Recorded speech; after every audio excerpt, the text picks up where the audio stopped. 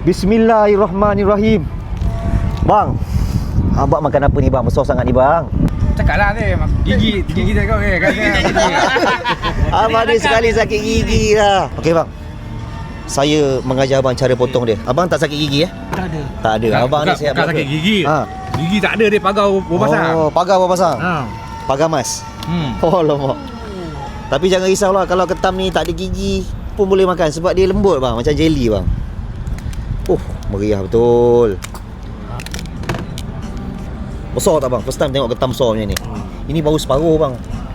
Kalau seko, kalau tak ada, kalau seko sampai sana besar dia. Kali 2. Bismillah. Oh. Baik-baik jatuh bang Sayang ni bang. Kau aku kan. Okey. Suap kawan. Baik. Aduh. Bang, terbaik bang. Hilang lagi gigi. Hilang lagi gigi Gigi pun hilang Gigi hilang. Bang, ini apa program sebenarnya ke JB ni? Memang nak makan king crab? Memangnya tam jalan makan. Masya-Allah. Okey, kita tengok abang makan pula. Brother daripada KL ni. Cicak yang kuning ni lawan ni bang. Kena suap lagi. Dah sekali sudah. Sekali sudah, pandai-pandai makan sendiri bang.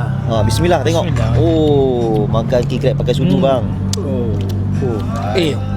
Bang, boleh cerita tak macam mana lembut dia, lemak dia? Kolesterol tak apa sesekali. Bukan selalu lah. Memang terbaik bang, lemak, terasa bang, memang padu lah bang. Padu bang Baik lah bang. Baik bang, terima kasih. Boleh lambai sikit untuk orang-orang KL yang nampak video ni.